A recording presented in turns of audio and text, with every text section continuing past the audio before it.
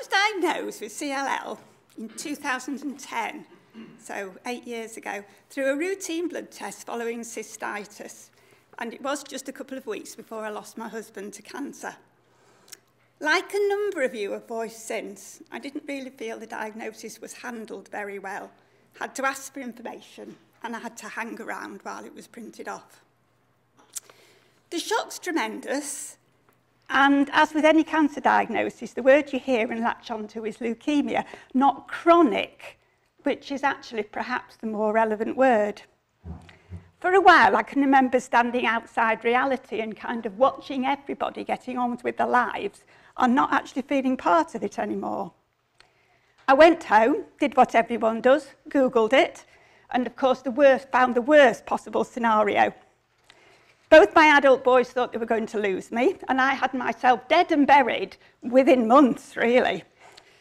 The positive part of the Google search was that I came across the CLLSA, found a list of doctors who specialised in CLL, and found Dr. Bloor at the Christie.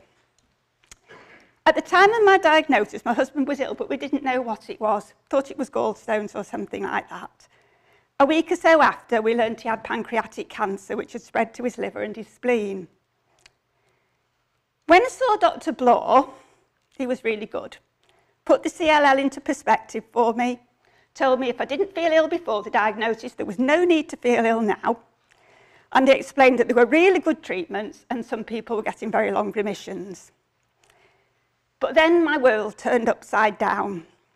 Sadly, I went home to learn that my husband had died suddenly that morning from a pulmonary embolism, and I went into a different kind of shock. Couldn't deal with CLL anymore, pushed it somewhere to the back of my mind into a pocket, and dealt with what I had to deal with. There was a lot of grief and stress that followed. My eldest son was very, very badly affected, and I had a lot of problems at home and with my husband's business. Now, I've done Reiki, which is a hands-on healing thing, and in those early days after David died, I went for weekly healing sessions. And as an advert for Reiki, if anybody ever feels like having a go, I would say that every time I went, it was like having a new battery put in. And if for some reason I couldn't go for weeks, I could feel myself going down. Initially, my white blood cell count was really stable. It was around 50. And I just hoped, like so many people do, that you would never have to be treated. But in 2012, my white blood count started to go up. By 2013, it was over 240, and my platelets were dropping really quickly. And I never know whether this would have happened anyway as a natural course of my CLL, or how much grief and stress had affected me. I think some people who are diagnosed with CLL are concerned that they've got cancer and they're not going to be treated immediately. But for me, it was exactly the opposite. Coming from a holistic background as a Reiki healer, chemo at the time was alien to me. And watch and wait gave me 4 years to develop a huge, huge fear of it. All I could think of at that time was that my body was sick and they wanted to fill it with poison. Take a healthy person and give them chemo and they're going to be very well. Every part of me felt there had to be a better way. I desperately wanted to wait for ibrutinib, but when my platelets dropped to 29, I was told quite firmly that I needed to be treated. I'm very much a believer in the power of thought and the nocebo effect as well as the placebo effect. And I almost instinctively knew I had to change my way of thinking and see chemo was a very positive thing. I decided at that point to go down to the Penny Bron Cancer Centre in Bristol. It had been someone at Penny Bron I'd spoken to when I was very first diagnosed. Being at the centre was absolutely wonderful. I would really, really recommend it. It was like being wrapped in this bubble of love for 4 days. And they have a model there that healing at its most profound includes all aspects of our being, the whole person, body, mind, emotions and spirits. I saw an integrative doctor, a nutritionist and a healer. We learnt about exercise, nutrition and visualisation. We meditated, we even danced and laughed. There was psychological and emotional support, and I talked to other people who'd had chemotherapy. And when I came back, I was in a completely different mindset, and I had 5 rounds of bendamustine Rituxan. Sometimes looking back, I do think if I'd had the opportunity to talk to somebody who had had FCR, I wouldn't have been quite so afraid of it. At the time, I look back and I had to sort of laugh at the time that the consent form listed death under significant, unavoidable and frequently occurring risks. But on the whole, it wasn't quite as bad as I expected. A good friend came with me, made me laugh, and that was brilliant and made the days go quickly. They do say laughter's the best medicine. I caught an infection after the 2nd round and ended up in hospital, which was a bit scary. But on the positive side, acupuncture stopped the nausea, and I hardly used any anti-nausea drugs at all. The worst part was when I became allergic to Septrin.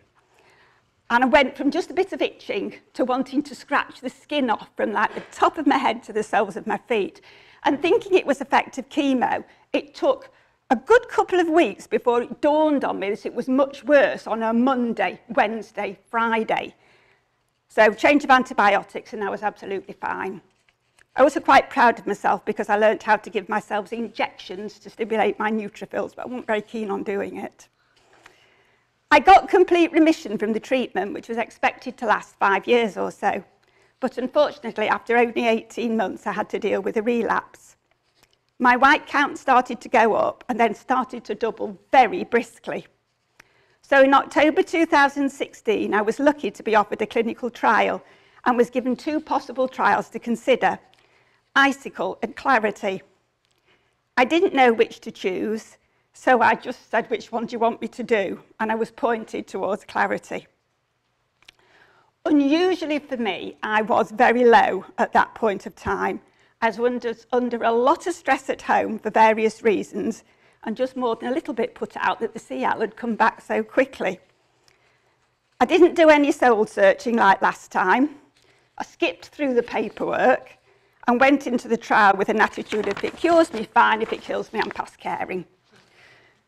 Not the best attitude to go into treatment with because I'm so positive, but it did stop me worrying about the side effects. I was very grateful not to face chemo again. What I must say about a trial is that you are very, very well looked after, and I soon bounced back to my more positive self under the wonderful care of the trials team.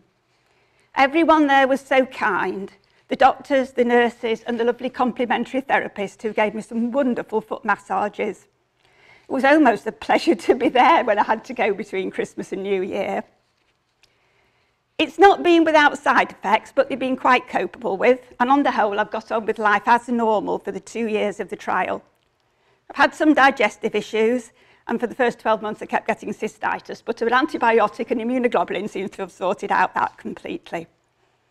The trial ended last October, and I got MRD negative in my blood, which I was very pleased with. Disappointingly, it wasn't MRD negative in my bone marrow, but it's only very, very low.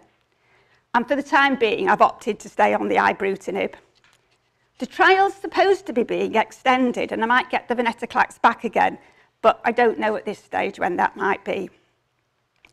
The last 8 years have had their ups and downs, but I do have to say there's been a great deal of positive, and I've gained in so many ways. It's not a club that any of us really wanted to join, but it's full of lovely, amazing people, and I've made so many friends and met so many people I wouldn't have known without CLL. It's also been a real gift of learning, and I've read so much and learnt so much. Reiki and reading have helped me cope with life and get my black belt in spirituality. I've read so much around nutrition I could talk about that all on its own. I've learnt about herbs, gut bacteria, acid and alkaline bodies, vitamins, minerals, integrative approaches to cancer. I've even got into epigenetics, and Bruce Lipton's book talks about the link between the mind and the body and describes the scientific biochemical pathways through which your cells are affected by your thoughts. Thank goodness for the Kindle, because I've no more room in the house for books. I've become very interested in the placebo effect, and I wish this could be studied and used. Somehow the body knows how to heal, and the placebo effect's tapping into it in some way. And I certainly think that belief in the success of your treatment go a long way towards a good outcome. Because of my holistic background, I do feel that the whole person model is very important. Our mind, our body, our spirit and our emotions are all connected. And if you can somehow bring them all together along with your treatment, I think it can make a big difference to your ability to heal. I did feel the need, particularly at the beginning, to have some control over what was happening to me. And over the years, I've tried lots of things.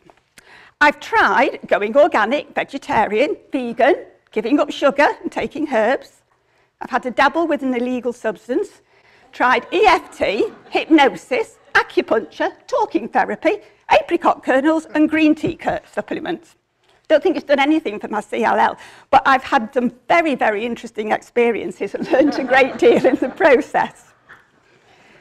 Now I have complete trust in my medical team and just eat a healthy, varied diet, exercise and use yoga and mindfulness, Reiki and singing to deal with ongoing family stress. I try and walk for about 30 to 40 minutes each day if possible, and I do feel psychologically better if I've had at least 2 cups of green tea. I invested in a rebounder, which is like a little trampoline, originally because it's supposed to move your lymph round, but I really enjoy using it because it gives you this sort of feel-good factor.